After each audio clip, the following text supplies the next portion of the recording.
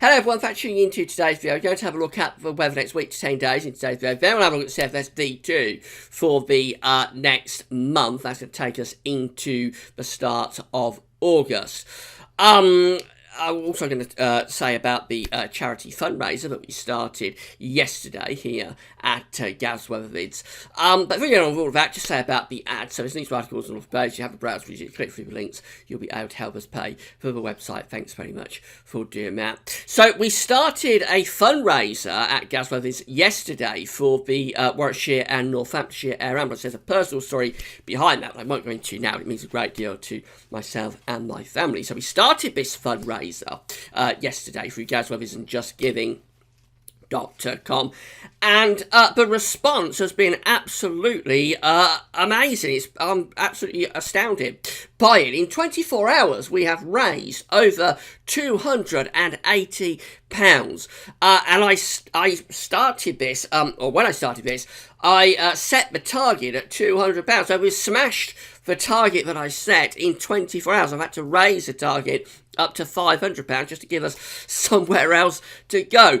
But I'm absolutely blown away by your generosity and by your kindness. And thanks so much to everybody who have donated in the past 24 hours. We're going to be running this through to the end of the month. I'm going to carry this on till the end of July. So it'll be very interesting to see where we finish up with the final amount that we raise for the air ambulance. Just to say about the air ambulance, they are a charity organisation. They a lot of people think that they get money from the National Health Service of the government. They don't. They rely totally on donations from members of the public to fly their helicopters. Everything from a helicopter right the way down to the smallest plasters. It all has to be paid for by donations. They don't get anything from the government or the National Health Service. So if you want to donate to this, all you have to do is go to our Just Giving page, the Gav's Weather Vids Just Giving page. I'm on it at the moment. There is the current amount that we've raised, £280. If you want to donate, I'm going to put the link into the video at the video description at YouTube. You can also get to it via link buttons at Gav's Weather Vids. And, well, just a huge thank you to all of you for getting involved and doing this for the charity. You can also donate via text if you don't want to visit the website. You can just text your donation. In the subject box, you just put our code, which is GWVS77, and the amount you would like to donate. It can be as small as £1 or anything up from that. And you text that to 770. That's the number that you have to text that code. The code is GWVS77 with the amount, and you text it to 770. And that's another way that you can donate to the Warwickshire and Northamptonshire Air Ambulance. A huge thank you to all of you for doing that. Right, let's get on with the video. We're going to start off with the GFS ensembles today. So we've got the 30-year temperature average indicated by the red line here. These are upper air temperatures, of course. We're below average at the moment. We're going to go a bit warmer as we get through towards the weekend. We're going to have a very brief warm-up over the weekend. It looks like we're going cooler again into next week. Fair amount of dry weather coming up through this early part of the period, so up to around Friday. I think there'll be a fair amount of dry weather. Beyond that, though, rainfall spikes are coming back over the weekend and into next week as well. So I think we'll have some unsettled conditions coming through at weekend and into next week. Beyond that, as we get into the second half month, very long way out, there's a bit of a drying trend, and there is a few hints this morning that we might just start to see something drier and warmer coming along just after mid-month. I think up to around the middle of the month, 15th of July, still looks pretty cool and settled. After that, we might start to see a bit of high pressure building in. I'll talk you through that in a second. So we've got the temperature anomaly here for the coming week. It's still coming out cooler than average. I think the first half of July is certainly going to be posting negative returns in terms of the temperature anomaly. So this is from the 5th through to 13th of July, and it is solidly cooler than average. Precipitation anomalies generally coming out average a bit wetter than average, so going to be cooler and settled through the course of the coming week. Here's the GFS then for Saturday. We've got a little bit of a ridge from the Azores High, which is out here in the middle of the Atlantic, a little bit of a ridge into France, but low pressure in the Central Atlantic is moving into the UK. So that's probably going to be bringing some cloud and rain across the country on Saturday. We go into Sunday, and that low pressure is sitting over or just to the northwest of the country.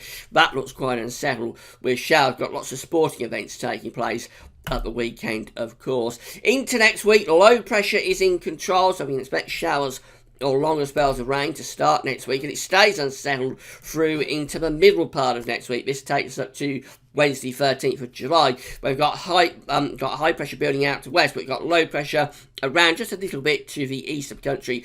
Between the high pressure to the west and the low pressure just to the east, it's turning the winds into the north. So not only will it be unsettled through to the middle of next week, also looks distinctly cool as well.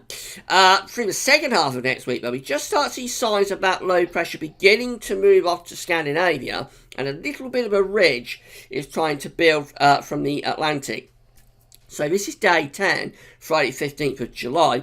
We have got a bit of a ridge building here from the Azores. We've also got this area of low pressure in the Atlantic. So it's very difficult to say what will happen with this. In theory, this ridge could build through the country and set up an area of high pressure like that. But we have to watch out for this low pressure in the Atlantic just rolling over the top like that and keeping things very unsettled. Actually, this run of the GFS does build in this high pressure. So as we go through to Saturday the 16th, and then on into Sunday the 17th, look at this, high pressure is really taking over with this area of low pressure sort of stalling in the Atlantic.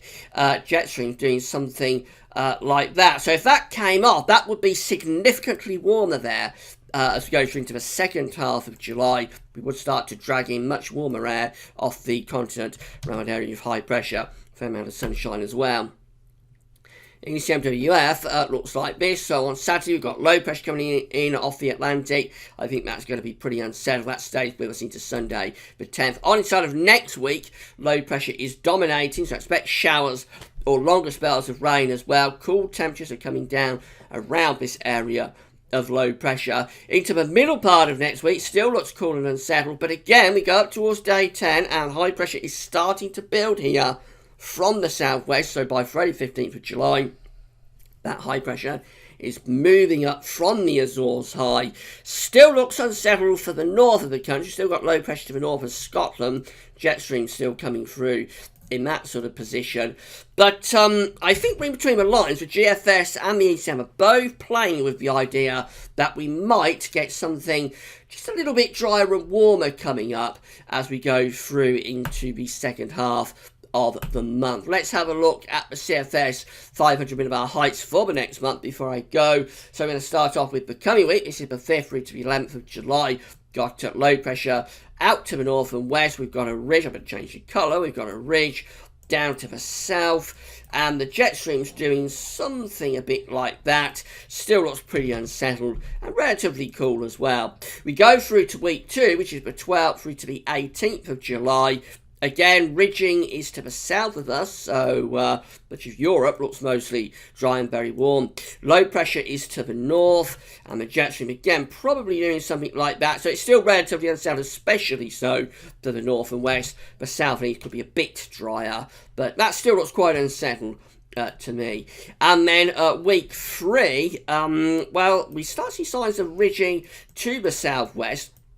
It's a slow old process, this, but from the 19th through the 25th, we might be starting to get a little bit of ridging building up from the southwest. Low pressure is going more towards Scandinavia, so I think the jet stream is generally going to the north of the country at this point. And then week 4, which just takes into August, takes us from the 26th of July through to the 1st of August, and finally we pull it off. Finally we get some above average heights over the UK.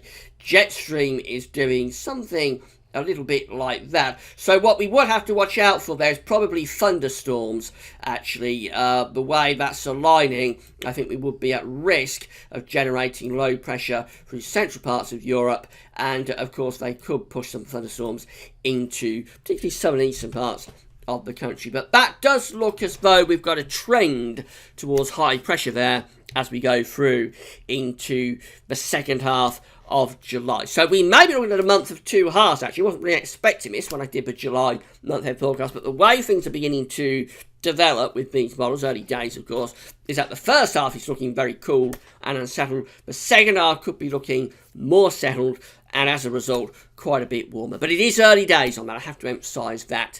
Let's wait and see how things develop over the coming few days. Right, that's all for now. Don't forget to donate to the charity appeal if you haven't done so already. And that's all for now. Tomorrow we're doing 5-day forecast, and also we're looking at Beijing Climate Centre for the next 40 days. As long as the website has updated. I tried to do it last Wednesday, but actually the Beijing Climate Centre hadn't updated, so I wasn't able to do it. Hopefully they will have updated when we do that update tomorrow. So come back for that. That's all for now, and thanks for watching.